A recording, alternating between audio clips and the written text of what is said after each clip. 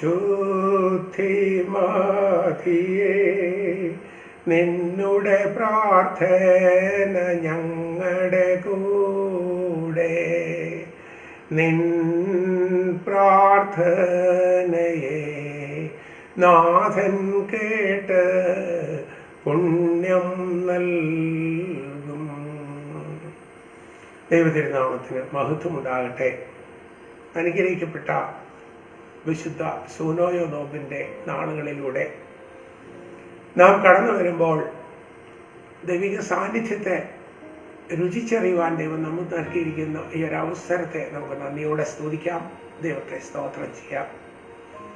ലോകമെമ്പാടും ലോകത്തിലുള്ള എല്ലാ രാജ്യങ്ങളിലും തന്നെ ആളുകൾ രാവും പകലും വ്യത്യാസമില്ലാതെ വലിയൊരു മഹാവ്യാധിയാൽ മരിച്ചു വീണുകൊണ്ടിരിക്കുന്ന ഈ ഒരു കാലഘട്ടത്തിൽ, ഈ ഒരു സമയത്ത് ദൈവജീവനുള്ളവരുടെ ദേശത്ത് ഈ ഒരു വിശുദ്ധ നോമ്പിനെ ആചരിക്കുവാൻ തക്കവണ്ണം ഒരിക്കൽ കൂടി നമ്മെ കാത്തു പരിപാലിച്ചു എന്ന ആ വലിയ കൃപയെ ഓർത്ത് നമുക്ക് ദൈവതിരുനാമത്തെ നന്ദിയോടെ സ്തുതിക്കാം, സ്തോത്രം ചെയ്യാം.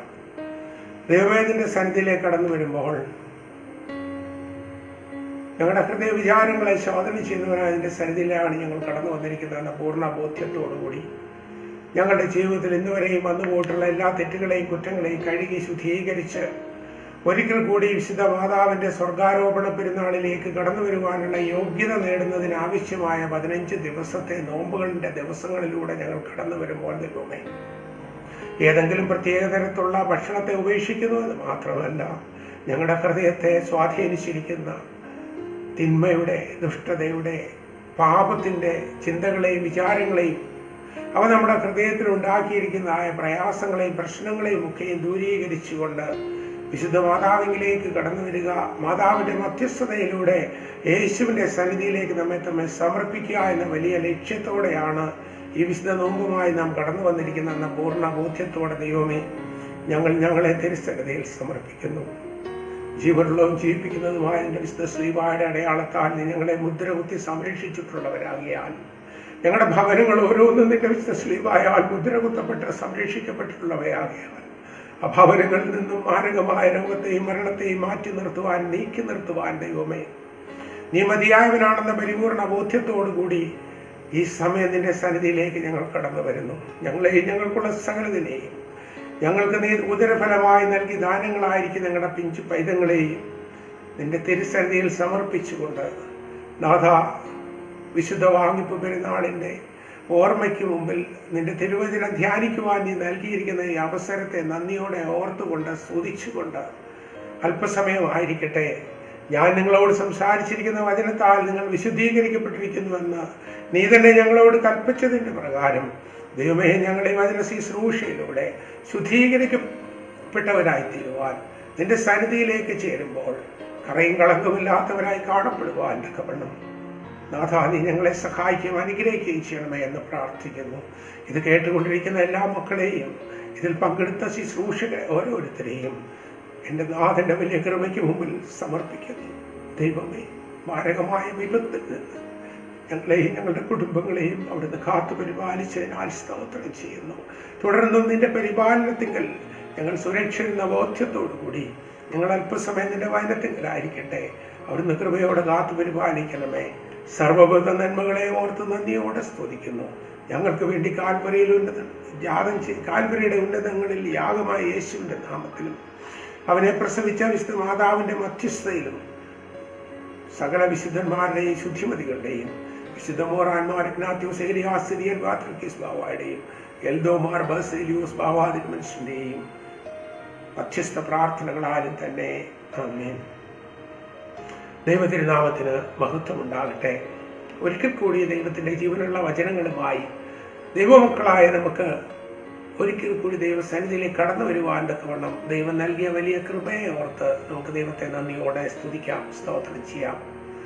വിശുദ്ധ സൂനോയോ നോമ്പ് അല്ലെങ്കിൽ വിശുദ്ധ മാതാവിന്റെ വാങ്ങിപ്പിന്റെ പെരുന്നാൾ, അതുമല്ലെങ്കിൽ വിശുദ്ധ മാതാവിന്റെ സ്വർഗാരോപണത്തിന്റെ പെരുന്നാൾ ദിവസങ്ങളിലേക്കാണ് നമ്മൾ കടന്നു വരുന്നത്. കഴിഞ്ഞ സംവത്സരത്തിൽ ഈ പെരുന്നാൾ ആചരിച്ച പലരും നമ്മിൽ നിന്ന് മരണം വഴി കടന്നുപോയി. അവരൊക്കെ ദൈവസന്നിധിയിലായിരിക്കുന്നു എന്ന വിശ്വാസത്തോടെ അവരുടെ ആത്മാക്കളെ ദൈവസന്നിധിയിൽ സമർപ്പിച്ചുകൊണ്ട് ദൈവത്തിന്റെ ആശ്വാസ തീരത്ത് അവരൊക്കെ സമാധാനം കണ്ടെത്തട്ടെ എന്ന് പ്രാർത്ഥിച്ചുകൊണ്ട് അല്പസമയം നമുക്ക് ദൈവസന്നിധിയിലായിരിക്കാം. വിശുദ്ധ മാതാവിൻ്റെ വാങ്ങിപ്പിൻ്റെ പെരുന്നാൾ എന്ന് പറയുമ്പോൾ വിശുദ്ധ മാതാവിനെ പറ്റി നാം ധ്യാനിക്കുമ്പോൾ, ചിന്തിക്കുമ്പോൾ ഒരു കാര്യം പ്രത്യേകം പ്രസ്താവ്യമാണ്. ദൈവം ഏതെങ്കിലും ഒരു വിശിഷ്ട വ്യക്തിക്ക് ഭൂമിയിൽ ഒരു ദൗത്യവുമായി അയക്കപ്പെടുവാൻ ആഗ്രഹിക്കുന്ന സമയത്ത് ആ വ്യക്തിയെ വഹിക്കുവാൻ ഒരു ഉദരം കൂടി, അല്ലെങ്കിൽ ആ വ്യക്തിക്ക് നൽകപ്പെടുവാൻ, ഒരു ശരീരം നൽകപ്പെടുവാൻ യോഗ്യതയുള്ള ഒരു മാതാവിനെ മുന്നമേ സൃഷ്ടിക്കുന്നു എന്ന് ഇംഗ്ലീഷ് ചിന്തകന്മാർ പറയാറുണ്ട്. അത് വളരെ ചിന്തനീയമായ ഒരു വിഷയം തന്നെയാണ്. എക്കാലത്തും എന്നും നമുക്ക് വിശുദ്ധന്മാരോ ദൈവത്തിന്റെ സന്നിധിയിൽ നീതിയുള്ളവരോ ആയി കാണപ്പെടുവാൻ കഴിഞ്ഞു എന്ന് വരില്ല. ദൈവം ഒരു പ്രത്യേക പദ്ധതിയുമായി ഒരാളിനെ ഈ ലോകത്തിലേക്ക് അയക്കുമ്പോൾ ആ പദ്ധതിയുടെ നിർവഹണത്തിന് വേണ്ടി ആ വ്യക്തിക്ക് ഒരു ശരീരം ആവശ്യമുണ്ട്. ആ ശരീരം നൽകപ്പെടുന്നത് ഒരു സ്ത്രീയിലൂടെയാണ്. ആ സ്ത്രീയെയാണ് നാം മാതാവ് എന്ന് വിളിക്കുന്നത്. അങ്ങനെയെങ്കിൽ കർത്താവായ യേശു മിശിഹായ്ക്ക് 33:15 നാം കണ്ടതിന്റെ പ്രകാരം സ്ത്രീയുടെ സന്തതി സർപ്പത്തിന്റെ സന്തതിയുടെ തല തകർക്കും എന്ന് ദൈവം കൽപ്പിച്ചതിന്റെ പ്രകാരം സ്ത്രീയുടെ സന്തതിയായി ഒരു ദൈവത്തിന്റെ പുത്രന് ജന്മമെടുക്കേണ്ടിയിരുന്നു. ആ ജന്മത്തിന് യോഗ്യതയുള്ള ഒരു ശരീരം നൽകുവാൻ തക്കവണ്ണം ഒരു സ്ത്രീയെ അല്ലെങ്കിൽ ഒരു കന്യകയെ ദൈവം നോക്കിയിരിക്കുകയായിരുന്നു. അങ്ങനെ ദൈവം നോക്കി ശോധന ചെയ്ത് പരിശോധിച്ച് അറിഞ്ഞപ്പോൾ യൂയാക്കീമിന്റെയും അന്നയുടെയും മകളായി ജനിച്ച മരിയത്തെ തന്റെ പുത്രന് ജന്മം നൽകുവാൻ, ശരീരം നൽകുവാൻ യോഗ്യതയുള്ളവളായി കണ്ടു എന്നതിനാൽ ദൈവം മരിയത്തെ തന്റെ പുത്രന്റെ മാതാവായി തിരഞ്ഞെടുക്കുകയായിരുന്നു. അതാണ് നാം ആദ്യമേ ചിന്തിച്ചത്. ഈ ലോകത്തിലേക്ക് ദൈവത്തിന് ഒരു പ്രത്യേക ദൗത്യവുമായി ഒരാളിനെ അയക്കേണ്ട സാഹചര്യത്തിൽ ആ ഒരു ശരീരം നൽകപ്പെടുന്നതിന് അതിന് യോഗ്യതയുള്ള ഒരു സ്ത്രീരത്നത്തെ ദൈവം അവന്റെ മാതാവായി അല്ലെങ്കിൽ അവളുടെ മാതാവായി തിരഞ്ഞെടുക്കുന്നു. അങ്ങനെ തിരഞ്ഞെടുക്കപ്പെട്ടവളായിരുന്നു മരിയം എന്ന് നാം മനസ്സിലാക്കണം. അങ്ങനെ ദൈവത്തിന്റെ സന്നിധിയിൽ നീതീകരണം പ്രാപിക്കുകയും ദൈവത്തിന്റെ സന്നിധിയിൽ യോഗ്യത എന്ന് എണ്ണപ്പെടുകയും ചെയ്ത വിശുദ്ധ മാതാവ് ഈ ലോകത്തിൽ ജനിച്ച് ജീവിച്ച് തന്നെ ഏൽപ്പിച്ച ദൗത്യം വിജയകരമായി പൂർത്തീകരിച്ച് ഈ ലോകത്തിൽ നിന്നും വേർപെട്ടതിന്റെ വിഷയങ്ങളാണ് നാം ചിന്തിച്ചു കൊണ്ടിരിക്കുന്നത്. ഈ വിശുദ്ധ മാതാവിനെ പറ്റി വിശുദ്ധ വേദപുസ്തകത്തിൽ ധാരാളം പരാമർശനങ്ങളുണ്ട്. വിശുദ്ധ സഭ മാതാവിനെ പരിചയപ്പെടുത്തുവാൻ അനേകം ദൃഷ്ടാന്തങ്ങളെ ഉപയോഗിച്ചിട്ടുണ്ട്. ഈ ദൃഷ്ടാന്തം എന്ന് പറയുമ്പോൾ ഏതെങ്കിലും ഒരു വ്യക്തി നമ്മുടെ കൊച്ചു കുഞ്ഞുങ്ങള് നെൽസൺ മണ്ടേല ആരാകുന്നു എന്ന് ചോദിച്ചാൽ അവർക്ക് പെട്ടെന്ന് മനസ്സിലാകത്തക്കവണ്ണം നമ്മൾ പറയും, നെൽസൺ മണ്ടേല ആഫ്രിക്കയുടെ ഗാന്ധിജിയാകുന്നു എന്ന്. ആഫ്രിക്കയുടെ ഗാന്ധിജിയാകുന്നു മണ്ടേല എന്ന് നാം പറഞ്ഞു കഴിയുമ്പോൾ ഇന്ത്യക്ക് ഗാന്ധിജി എന്തായിരുന്നു എന്നറിയാവുന്ന ആ കുഞ്ഞിന് ആഫ്രിക്കയ്ക്ക് മണ്ടേല എന്താണ് എന്ന് പെട്ടെന്ന് മനസ്സിലാക്കാൻ സാധിക്കുന്നു. അങ്ങനെയുള്ളതിനെയാണ് നാം ദൃഷ്ടാന്തങ്ങൾ എന്ന് പറയുന്നത്. അങ്ങനെ ദൈവമാതാവിന് അനേകം ദൃഷ്ടാന്തങ്ങൾ വിശുദ്ധ സഭ കൽപ്പിച്ചു കൊടുത്തിട്ടുണ്ട്. അതിനെപ്പറ്റി ധാരാളം റിസർച്ചുകൾ ഇന്നും നടന്നുകൊണ്ടേയിരിക്കുന്നു എന്നാണ് ബലഹീനായി ഞാൻ മനസ്സിലാക്കുന്നത്. ഇന്ന് വിശുദ്ധ മാതാവിനെ പറ്റി ചിന്തിക്കുമ്പോൾ അപ്രകാരം ഒരു ദൃഷ്ടാന്തത്തെയാണ് നമുക്ക് ദൈവസന്നിധിയിൽ ധ്യാനപൂർവം ചിന്തിക്കുവാനായി ദൈവം ബലഹീനദാസനായി എനിക്ക് നൽകിയിരിക്കുന്ന വചനം. അത് നമ്മുടെ മാതാവിനോടുള്ള മധ്യസ്ഥ പ്രാർത്ഥനയിൽ നാം പാടി വരുന്ന ഒരു ഗീതത്തിന്റെ ഏതാനും വരികൾ നമുക്ക് അതുമായി ബന്ധപ്പെട്ട് ചിന്തിച്ചു നോക്കാം.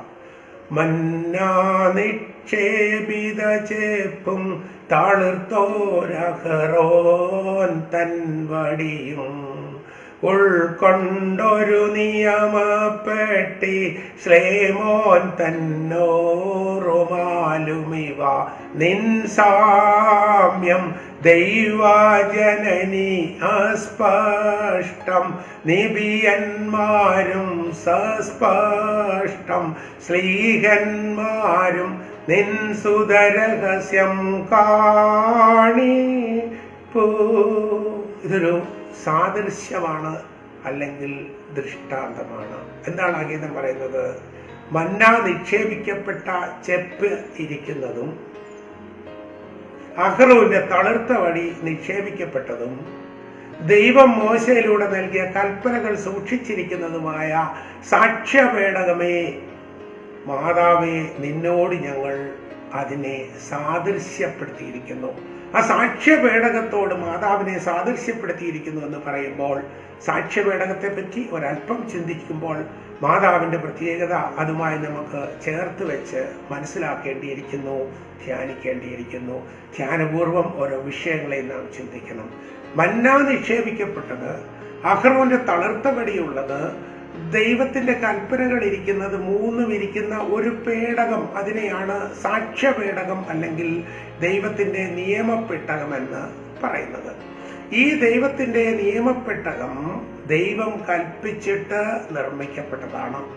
പുറപ്പാട് പുസ്തകം 25-ാം അധ്യായത്തിന്റെ 10 മുതൽ 16 വരെയുള്ള തിരുവചനങ്ങളിൽ, നീ ഖദിരമരം കൊണ്ട് ഒരു പേടകം ഉണ്ടാക്കണം, അതിന് അകത്തും പുറത്തും തങ്കം കൊണ്ട് പൊതിയണം അല്ലെങ്കിൽ സ്വർണം കൊണ്ട് പൊതിയണം. അതിന് കാലുകളുണ്ട്, അതിന് കൊളുത്തുകളുണ്ടാകണം, കൊളുത്തുകളിലൂടെ അതിനെ വഹിക്കുന്ന ഇതൊക്കെ ഉണ്ട്. ധാരാളം കാര്യങ്ങളുണ്ട്. പുറപ്പാട് 25 വായിച്ച് അതിനെപ്പറ്റി മനസ്സിലാക്കിക്കൊള്ളണമേ എന്ന് പ്രത്യേകമായി ഈ സമയത്ത് താല്പര്യപ്പെട്ട് ആഗ്രഹിക്കുന്നു. ഖദിരമരം കൊണ്ടൊരു പേടകം ഉണ്ടാകുമ്പോൾ, സാക്ഷ്യമയ പേടകം ഉണ്ടാക്കപ്പെട്ടിരിക്കുന്നത് ഖദിരമരം കൊണ്ടാണ്.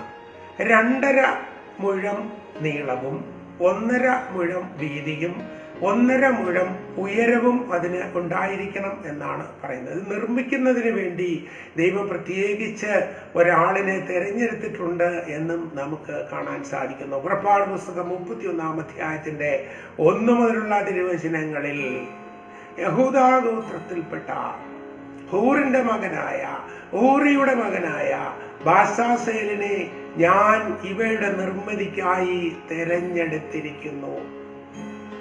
സ്വർണം കൊണ്ടും മരം കൊണ്ടും കല്ലുകൾ കൊണ്ടുമുള്ള എല്ലാവിധ കൊത്തുപണികൾക്കുമായി ഞാൻ അവനെ നിപുണനാക്കിയിരിക്കുന്നു എന്ന് വചനം സാക്ഷീകരിക്കുമ്പോൾ, ദൈവത്തിന്റെ പേടകമാകുന്ന സാക്ഷ്യപേടകം നിർമ്മിക്കുന്നതിനും ദൈവം കൽപ്പിച്ച പ്രകാരം ദേവാലയം നിർമ്മിക്കുന്നതിനും ദൈവം ഒരാളിനെ തെരഞ്ഞെടുത്ത് ആ ആളിന്റെ 4 തലമുറ പരിശോധിച്ച് ആ ആളിനെ അതിന് വൈദഗ്ധ്യം നൽകിയിരിക്കുന്നു എന്നാണ് പറയുന്നത്. അപ്പൊ നമ്മൾ മനസ്സിലാക്കേണ്ട ഒരു കാര്യമുണ്ട്. നമ്മെ ഈ ലോകത്തിലേക്ക് അയച്ചിരിക്കുന്നവനായ ദൈവം നമ്മുടെ ജീവിതത്തിൽ നമുക്ക് നൽകിയിരിക്കുന്ന പ്രവൃത്തി എന്തോ അത് ചെയ്യുന്നതിനുള്ള ജ്ഞാനവും നൈപുണ്യവും കൂടി നൽകിയിട്ടാണ് ദൈവം നമ്മെ ഭൂമിയിലേക്ക് അയച്ചിരിക്കുന്നത്. ഇവിടെ ബസാസേലിനെ തിരഞ്ഞെടുത്തു, ബസാസേലിനെ ഒരു അസിസ്റ്റന്റിനെ തിരഞ്ഞെടുത്തു. എന്നിട്ട് ഇത് നിർമ്മിക്കണമെന്ന് പറയുക. ഖദിരമരം കൊണ്ടാണ് പേടകം നിർമ്മിക്കേണ്ടത്. ഖദിരമരത്തിന്റെ പ്രത്യേകത എന്ത് എന്ന് ചോദിച്ചാൽ, ഈ മരത്തിന് വെയില് കൊണ്ടോ മഴ കൊണ്ടോ യാതൊരു കേടും സംഭവിക്കില്ല. ചിതലോ ഏത് തരത്തിലുള്ള കീടങ്ങളോ ഇതിനെ ഒരു തരത്തിലും ബാധിക്കുകയില്ല. അത്രയും ഒരു പ്രത്യേക തരം തടിയാണ് ഖദിരമരം എന്ന് പറയുന്നത്. അക്കേഷ്യ ഫാമിലിയിൽപ്പെട്ടതാണെങ്കിലും ഇത് വളരെ ഡിഫറെന്റ് ആണ്. പലസ്തീൻ നാടുകളിൽ കാണപ്പെടുന്ന ഒരു മരമാണ് ഈ ഖദിരമരം എന്ന് പറയുന്നത്. ഇതിന്റെ വേറൊരു പ്രത്യേകത, ഇതിനൊരു പശയുണ്ട്. ഈ പശ വളരെ സ്ട്രോങ് ആയതുകൊണ്ട് പലക ഉണ്ടാക്കിയ പലകൾ ഈ പശ ചേർത്ത് വെച്ച് തന്നെ ഒട്ടിച്ചു വെച്ചാൽ പേടകം ഉണ്ടാക്കാൻ പറ്റും. അപ്പോൾ അതിന് ആണിയൊന്നും പ്രത്യേകിച്ച് ഉപയോഗിക്കേണ്ട ആവശ്യമില്ല. ഖദിരമരം കൊണ്ടൊരു പേടകം ഉണ്ടാക്കിയിട്ട് ആ പേടകത്തിൽ 3 സാധനങ്ങൾ വയ്ക്കണമെന്ന് ദൈവം മോശയോട് കൽപ്പിച്ചു. പുറപ്പാട് പുസ്തകം 16-ാം അധ്യായത്തില് ദൈവം അവർക്ക് ഭോജനമായി മന്ന നൽകിയതിനെ പറ്റി പറയുന്നുണ്ട്. മന്ന നൽകിയത് എന്ന് പറയുന്നത്, ഇസ്രായേൽ ജനം മിസ്രൈമിന്റെ അടിമത്വത്തിൽ നിന്ന് മരുഭൂമിയിലായപ്പോൾ അവർക്ക് ഭോജനത്തിനായി ദൈവം മന്ന എന്ന് പറയുന്ന ഒരു ഭക്ഷണം സ്വർഗത്തിൽ നിന്ന് അയച്ചു കൊടുത്തു. മന്ന എന്ന വാക്കിന്റെ അർത്ഥം വാട്ട് ഈസ് ദിസ്, അല്ലെങ്കിൽ ഇതെന്താകുന്നു എന്നാണ്. ജനമൊക്കെ പ്രഭാതത്തിൽ എഴുന്നേറ്റ് പാളയത്തിന് പുറത്തേക്ക് നോക്കുമ്പോൾ നിലത്ത് ഒരു വെളുത്ത ഹിമത്തിന്റെ കോട്ടിങ്ങും അതിന്റെ മേൽ കൊത്തമ്പാലരി പോലെയുള്ള ഒരു ഭോജ്യ വസ്തുവും കിടക്കുന്നതായി കണ്ടു. മോശെ അവരോട് ആവശ്യത്തിന് എടുത്തുകൊള്ളുവാൻ കൽപ്പിക്കുകയും പിറ്റേ ദിവസത്തേക്ക് സൂക്ഷിക്കാൻ വയ്ക്കരുത് എന്ന് പറയുകയും ചെയ്തു. അതിന് തേൻ ചേർത്ത ദോശയുടെ രുചിയായിരുന്നു എന്നാണ് വചനം നമ്മോട് പറയുന്നത്. ഈ 40 സംവത്സരക്കാലം മരുഭൂമിയിൽ അവർ മന്ന ഭക്ഷിച്ചു. ഗിൽഗാലിലെത്തി. ഗിൽഗാലിൽ വെച്ച് അവർ ആ ദേശത്തെ ഗോതമ്പ് കൊണ്ട് പുളിപ്പില്ലാത്ത അപ്പം ഉണ്ടാക്കി തിന്നപ്പോൾ, അല്ലെങ്കിൽ പ്രവാസത്തിന് ശേഷം ആദ്യത്തെ പെസഹ ആചരിച്ചപ്പോൾ മന്ന വർഷം നിന്നു എന്നാണ് പറയുന്നത്. ഈ മന്നയെ പറ്റി കർത്താവായ യേശു മെശിഹ വിശുദ്ധ യോഹന്നാന്റെ സുവിശേഷം 6-ാം അധ്യായം 48 മുതൽ 51 വരെയുള്ള തിരുവചനങ്ങളിൽ പറഞ്ഞിരിക്കുന്നത് വളരെ പ്രസക്തമാണ്. എന്താണ് യേശു അവരോട് പറഞ്ഞത്? നിങ്ങളുടെ പിതാക്കന്മാർ മരുഭൂമിയിൽ മന്ന ഭക്ഷിച്ചു, എങ്കിലും അവർ മരിച്ചുപോയി. ഞാൻ നൽകുന്ന ജീവന്റെ അപ്പം, അത് സ്വർഗത്തിൽ നിന്ന് ഇറങ്ങി വന്ന അപ്പം, അത് ഞാനാകുന്നു. അത് തിന്നുന്നവൻ ഒരു കാലത്തും മരിച്ചു പോകുകയില്ല. മന്നായെ പറ്റി യേശു യോഹന്നാന്റെ സുവിശേഷത്തിലൂടെ നമ്മോട് പറയുകയാണ്. അത് സ്വർഗത്തിൽ നിന്ന് ഇറങ്ങിയ അപ്പമായിരുന്നു എന്നാണ് പറയുന്നത്. ഈ സ്വർഗത്തിൽ നിന്ന് ഇറങ്ങിയ അപ്പം അവർക്ക് 40 സംവത്സരം നൽകപ്പെടുകയും അവർ അതിനെ ഓരോ ദിവസവും ഭക്ഷിക്കുകയും ചെയ്തിരുന്നു. ഒരിക്കൽ മോശയോട് ദൈവം കൽപ്പിച്ചു. പുറപ്പാട് 16-24 മുതലുള്ള തിരുവചനങ്ങൾ നാം ശ്രദ്ധിച്ചാൽ മനസ്സിലാക്കാൻ സാധിക്കും. മോശയോട് ദൈവം കൽപ്പിച്ചു, നീ ഈ കാണുന്ന മന്നയിൽ നിന്ന് ഒരു ഒമർ എന്ന് പറഞ്ഞാൽ ഒരു പറയുടെ 10-1, അല്ലെങ്കിൽ വീണ്ടും നമ്മുടെ നാടൻ ഭാഷയിൽ പറഞ്ഞ ഒരിടങ്ങഴി, ഒരു ഒമർ മന്ന ശേഖരിച്ച് ഒരു പാത്രത്തിൽ ഒരു ചെപ്പിനകത്താക്കി നീ സാക്ഷ്യപേടകത്തിൽ സൂക്ഷിക്കണം. എന്തെന്നാൽ നിന്റെ തലമുറക്കാർ വരുമ്പോൾ മരുഭൂമിയിൽ ഞങ്ങളുടെ പിതാക്കന്മാർ ഈ ഭക്ഷണമായിരുന്നു ഭക്ഷിച്ചിരുന്നത് എന്ന് അവർ കാണേണ്ടുന്നതിന് മന്ന നീ സാക്ഷ്യപേടകത്തിൽ സൂക്ഷിക്കണമെന്ന് ദൈവം മോശയോട് കൽപ്പിച്ചു. അതിൻ പ്രകാരം മോശ അഹ്റോനോട് കൽപ്പിക്കുകയും അഹ്റോൻ ഒരു ഒമർ മന്ന പേടകത്തിൽ നിക്ഷേപിക്കുകയും ചെയ്തു. അങ്ങനെ മന്ന നിറച്ച ചെപ്പ് സാക്ഷ്യപേടകത്തിൽ സൂക്ഷിക്കപ്പെട്ടു. വീണ്ടും സാക്ഷ്യപേടകത്തിൽ സൂക്ഷിക്കപ്പെട്ട വസ്തുക്കളെ പറ്റി എബ്രായലേഖനം 9-ാം അധ്യായം 4 മുതലുള്ള തിരുവചനങ്ങളിൽ എന്താണ് പൗലോസ് അപ്പോസ്തലൻ പറയുന്നത്? അതിവിശുദ്ധ സ്ഥലത്ത്, ശുദ്ധതയുടെ ശുദ്ധസ്ഥലത്ത് ദൈവത്തിന്റെ നിയമപ്പെട്ടകമായ സാക്ഷ്യപേടകം സൂക്ഷിച്ചിരുന്നു. അതിൻ്റെ ഉള്ളിൽ മന്ന, അഹ്റോന്റെ തളിർത്ത വടി, ദൈവത്തിന്റെ കൽപ്പലകകൾ എന്നിവ സൂക്ഷിക്കപ്പെട്ടിരുന്നു എന്നാണ് പറയുന്നത്. അപ്പൊ രണ്ടാമത് അതിനകത്ത് കാണപ്പെടുന്ന വസ്തു അഹ്റോന്റെ തളിർത്ത വടിയാണ്. എന്താണ് അതിന്റെ പ്രത്യേകത എന്ന് നാം മനസ്സിലാക്കണം. അഹ്റോന്റെ തളിർത്ത വടിയെ പറ്റി മനസ്സിലാക്കണമെങ്കിൽ പുറപ്പാട് പുസ്തകം 16-ാം അധ്യായത്തിലേക്ക് കടന്നു ചെല്ലുമ്പോൾ അവിടെ കോരഹ്, അബിറാം, ദാഥാൻ തുടങ്ങിയ ആളുകൾ 150 പേര് ഒരുമിച്ച് ചേർന്ന് മോശയുടെ പൗരോഹിത്യത്തെ ചോദ്യം ചെയ്യുന്നതായി നമുക്ക് കാണാൻ സാധിക്കും. മോശയുടെ പൗരോഹിത്യം ചോദ്യം ചെയ്യപ്പെട്ട് കഴിഞ്ഞപ്പോൾ മോശ ദൈവത്തോട് നിലവിളിച്ചു പറയുകയും അതനുസരിച്ച് പിറ്റേ ദിവസം ഈ 150 പേരോട് നിങ്ങൾ ധൂപം കാട്ടുവാൻ കടന്നു വരണമെന്ന് ആവശ്യപ്പെടുകയും ചെയ്തു. ദൈവം സ്വീകരിക്കുന്ന ധൂപം ഏത് എന്നും പൗരോഹിത്യത്തിന്റെ അംഗീകാരം എന്ത് എന്ന് മനസ്സിലാക്കുന്നതിന് ഈ സംഭവം വലിയ ദൃഷ്ടാന്തമായി മാറിയെന്ന് നമുക്കറിയാൻ സാധിക്കും. കോരഹും അഭിറാമും നാഥാനും ചേർന്ന് നിന്നതായ 150 പേർ കൂടി നിന്നിരുന്നതായ സ്ഥലത്തെ ഭൂമി പിളർന്ന് ദൈവം വിഴുങ്ങി മണ്ണ് കൂടിച്ചേരുകയും ഭൂമി പൂർവ്വസ്ഥിതിയിലാകുകയും ചെയ്തു എന്ന് പുറപ്പാട് പുസ്തകം 16-ാം അധ്യായത്തിൽ വ്യക്തമായിട്ടും വിവരിച്ചിട്ടുണ്ട്. വായിച്ച് മനസ്സിലാക്കിക്കൊള്ളണമേ. 16-ാം അധ്യായത്തിന്റെ അവസാനത്തിങ്കൽ ദൈവം മോശയോട് കൽപ്പിച്ചായി നമുക്ക് കാണാൻ സാധിക്കുന്നു. നീ 12 ഗോത്രങ്ങളിലെയും തലവന്മാരുടെ പേരെഴുതിയ 12 വടികൾ കൊണ്ടുവരാൻ അവരോട് പറയണം. അങ്ങനെ 12 ഗോത്ര തലവന്മാരുടെ പേരുകൾ എഴുതിയ വടികൾ കൊണ്ടുവരുമ്പോൾ അഹ്റോന്റെ വടിമേൽ ലേവിയുടെ പേരെഴുതണം. അവയൊക്കെ ഈ സമാഗമന കൂടാരത്തിൽ നീ സൂക്ഷിക്കണം എന്ന് ദൈവം കൽപ്പിച്ചു.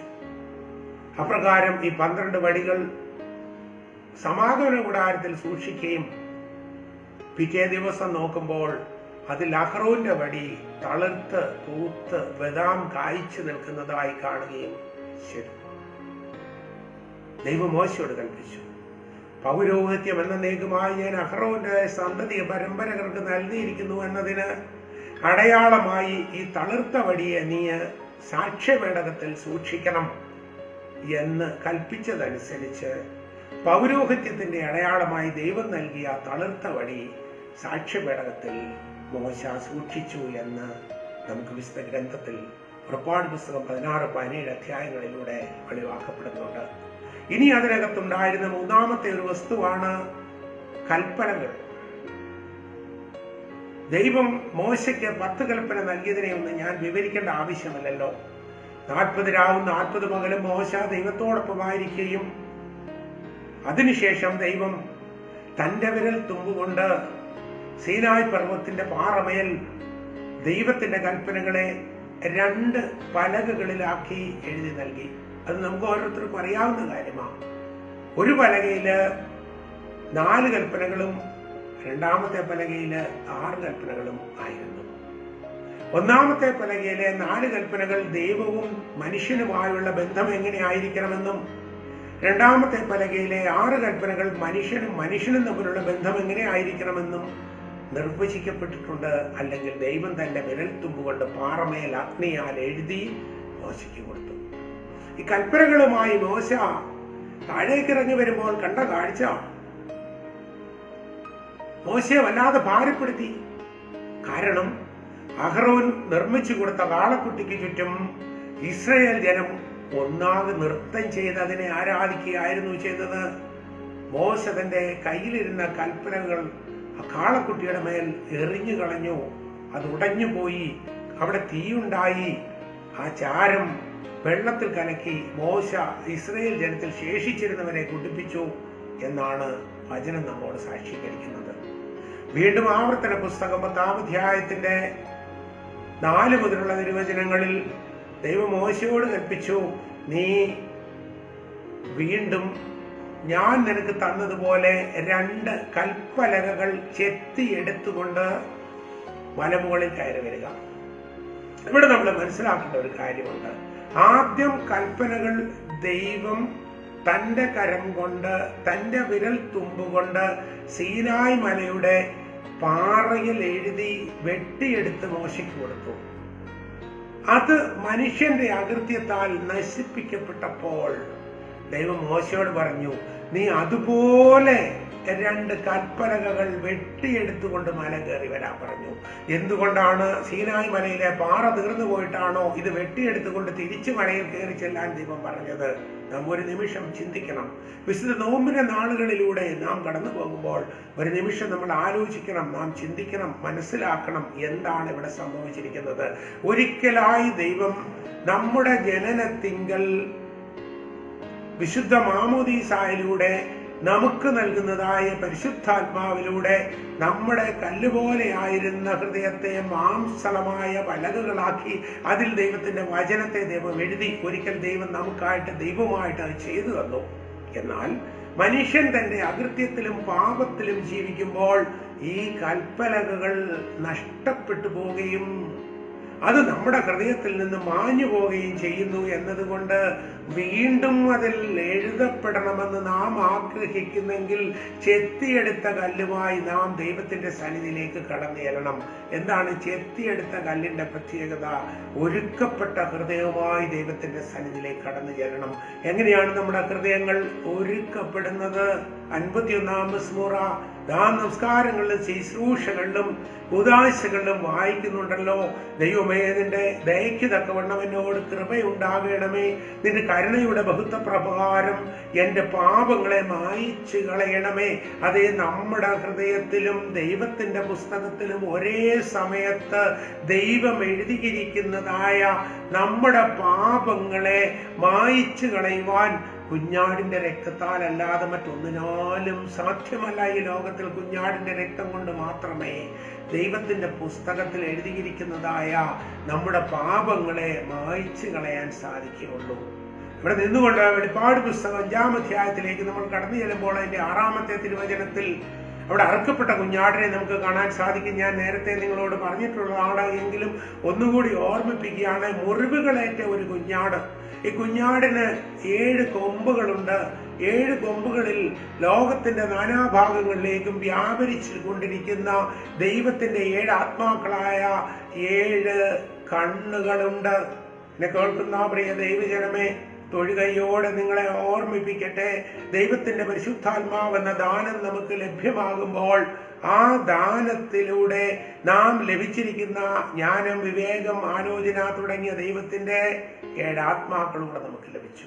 ഈ 7 ആത്മാക്കൾ എങ്ങനെ പ്രവർത്തിക്കുന്നു എന്ന് കുഞ്ഞാടിന്റെ കൊമ്പുകളിലിരിക്കുന്ന ലോകത്തിന്റെ നാനാഭാഗങ്ങളിലേക്കും വ്യാപരിച്ചു കൊണ്ടിരിക്കുന്ന കണ്ണുകൾ സൂക്ഷിച്ചു വിവേചിക്കുകയും അതിനെ ദൈവത്തിന്റെ പുസ്തകത്തിൽ എഴുതി വെക്കുകയും ചെയ്യും. നന്മയുടെ കാര്യങ്ങളൊക്കെയും നന്മയുടെ പുസ്തകത്തിലും തിന്മയുടെ കാര്യങ്ങളൊക്കെയും തിന്മയുടെ പുസ്തകത്തിലും എഴുതപ്പെടുകയും ചെയ്യും. അങ്ങനെ എഴുതപ്പെടുന്നതായ പാപങ്ങളെ ഇനി മായ്ക്കണമെങ്കിൽ കുഞ്ഞാടിന്റെ രക്തത്തിന് മാത്രമേ സാധിക്കുകയുള്ളൂ. അതെങ്ങനെയാണ് ആ അവസ്ഥയിലേക്ക് നമുക്ക് ചെല്ലാൻ കഴിയുന്നത്? നമുക്ക് പാപബോധമുണ്ടായാൽ, പാപത്തെ പറ്റി വിചാരമുണ്ടായാൽ, sin is moving away from the God and repentance is coming back to the God എന്നാണ് പിതാക്കന്മാർ നമ്മെ പഠിപ്പിക്കുന്നത്. പാപം ദൈവത്തിൽ നിന്ന് നാം അകന്നു പോകുന്നതാകുന്നു. എന്നാൽ റിപ്പന്റൻസ് അല്ലെങ്കിൽ അനുതാപം ദൈവത്തിലേക്ക് നമ്മെ മടക്കിക്കൊണ്ടുവരുന്നതാകുന്നു. അങ്ങനെ ദൈവത്തിലേക്ക് മടക്കിക്കൊണ്ടുവരുന്നതിന് ദൈവത്തിന്റെ സന്നിധിയിലേക്ക് നാം കടന്നു ചെല്ലുമ്പോൾ ആ പുസ്തകത്തിൽ വീണ്ടും എഴുതേണ്ടുന്നതിന്, നന്മയുടെ പുസ്തകത്തിൽ കൽപ്പനകൾ എഴുതപ്പെടേണ്ടുന്നതിന് ചെത്തിയെടുത്ത കല്ലുമായി മോശ പോയതുപോലെ അനുതാപമുള്ള ഹൃദയത്തോടെ ആ പ്രോഡിഗൽ സൺ പറഞ്ഞതുപോലെ, അപ്പാ ഞാൻ സ്വർഗത്തോടും നിന്നോടും പാപം ചെയ്തു എന്ന അനുതാപത്തോടു കൂടി, നിന്റെ മകൻ എന്ന വിളിക്ക് ഞാൻ യോഗ്യനല്ല എന്ന ചിന്താഗതിയോടുകൂടി ദൈവത്തിങ്കിലേക്ക് മടക്കി വരുന്ന ഒരവസ്ഥയാണ് വിശുദ്ധ കുമ്പസാരം എന്ന് പറയുന്നത്. ആ കുമ്പസാരത്തിന് വേണ്ടി ഒരുക്കുന്ന ഹൃദയമാണ് വീണ്ടും ചെത്തിയെടുത്ത കല്ലുകൾ എന്ന് പറയുന്നത്. അങ്ങനെ ചെത്തിയെടുക്കപ്പെട്ട കല്ലുകളുമായി മോശ ദൈവത്തിന്റെ സന്നിധിയിലേക്ക് കടന്നു ചെന്നപ്പോൾ ആദ്യം എഴുതിയതെല്ലാം ഒരിക്കൽ കൂടി ദൈവം മോശയുടെ കല്ലിൽ എഴുതി. മോശ അതുമായി തിരിച്ചു വന്നു, അതിനെ സാക്ഷ്യപേടകത്തിൽ സൂക്ഷിച്ചു. അങ്ങനെ സാക്ഷ്യപേടകത്തിൽ 3 വസ്തുക്കളുണ്ടായി. ഒന്ന്, മിസ്രയീമ്യർ മരുഭൂമിയിൽ ഭക്ഷിച്ച 40 വർഷം ഭക്ഷിച്ച സ്വർഗീയ ഭോജനമായ മന്ന. 2, പൗരോഹിത്യത്തിന്റെ ദൈവിക പ്രസാദത്തിന്റെ ദൃഷ്ടാന്തമായ അഹ്റോന്റെ തളിർത്തവടി. 3, ദൈവത്താൽ നൽകപ്പെട്ട, ദൈവത്തിന്റെ വിരൽത്തുമ്പിനാൽ അഗ്നിയാൽ എഴുതപ്പെട്ട ദൈവത്തിന്റെ 10 കൽപ്പനകൾ. ഈ 3 വസ്തുക്കൾ അടങ്ങുന്നതാണ് ദൈവത്തിന്റെ നിയമപ്പെട്ടകം അല്ലെങ്കിൽ സാക്ഷ്യപേടകം. തുടർന്നുള്ള വിഷയങ്ങൾ അതുമായി ബന്ധപ്പെട്ട് ദൈവം നമ്മെ അനുവദിക്കുമെങ്കിൽ നാളെ പറഞ്ഞു തരാമെന്ന് ഈ ബലഹീനദാസൻ ആഗ്രഹിക്കുന്നു. ഇപ്പോൾ നമുക്കൊരു നിമിഷം നമ്മുടെ കണ്ണുകളെ ദൈവസന്നിധിയിൽ അടച്ച് ഈ നൽകപ്പെട്ട കൃപയെ ഓർത്ത് നമുക്ക് ദൈവത്തെ നന്ദിയോടെ സ്തുതിക്കാം. ഹൃത്തിലൂടെ വാളുകടന്ന വ്യാകുലമാതാ കുരിശിൽ മകനെ കണ്ടുകരഞ്ഞോ രമ്മേ നാഥേ, കാലവഴി നോക്കി ഒരു തുണ കാണാതമ്മേ ആടിയാൻ ചങ്കു പൊടിഞ്ഞോ നിൻ പദതാരിൽ മൂത്തിയിടുന്നു. കാരുണ്യവനായ ദൈവമേ, സ്വർഗങ്ങളിൽ അധിവസിച്ചുകൊണ്ട് ഭൂമിയിൽ മനുഷ്യന്റെ ഹൃദയങ്ങളെ ശോധന ചെയ്യുന്ന നിന്റെ സന്നിധിയിലേക്ക് ഒരല്പസമയം നിന്റെ തിരുവചനങ്ങളുമായി കടന്നു വരുവാനൊക്കെ വേണം. നീ ഞങ്ങളെ ഓരോരുത്തരെയും അനുഗ്രഹിച്ച നിന്റെ വലിയ കൃപയെ ഓർത്ത് ദൈവമേ, ഞങ്ങൾ നിന്നെ നന്ദിയോടെ സ്തുതിക്കുന്നു, സ്തോത്രം ചെയ്യുന്നു. നിനക്കൊരു ശരീരം നൽകിയ, നിന്നെ പ്രസവിച്ച വിശുദ്ധ മാതാവിൻ്റെ സ്വർഗാരോഹണത്തിൻ്റെ പെരുന്നാളിലേക്ക് കടന്നു വരുമ്പോൾ നാഥ അതിൽ പങ്കെടുക്കുവാൻ യോഗ്യതയുള്ളവരായി ഞങ്ങൾ മാറുവാൻ തക്കവണ്ണം, ഞങ്ങളുടെ ഹൃദയങ്ങളിൽ പരിവർത്തനത്തിൻ്റെ ആത്മാവ് നൽകപ്പെടുവാൻ തക്കവണ്ണം ഈ സമയം ഞങ്ങൾ നിന്റെ സന്നിധിയിലേക്ക് കടന്നു വരുന്നു. കർത്താവേ, നീ അനുഗ്രഹിക്കണമേ. നിന്റെ കൃപയുടെ ചിറകടിയിൽ ഞങ്ങളെ താങ്ങിക്കണമേ.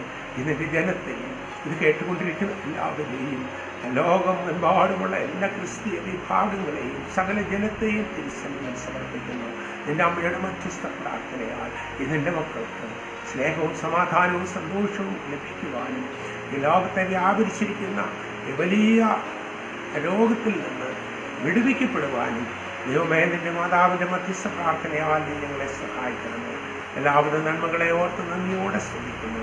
ഞങ്ങൾക്ക് വേണ്ടി കാൽപ്പുരയുടെ ഉടനങ്ങളിൽ യാഗമൈശ്വരൻ്റെ നാമത്തിനും അവനെ പ്രസവിച്ച മാതാവിൻ്റെ മധ്യസ്ഥയും സകല ശുദ്ധിമാന്മാരുടെയും ശുദ്ധിമതികളുടെയും മധ്യസ്ഥ പ്രാർത്ഥനകളാലും തന്നെയും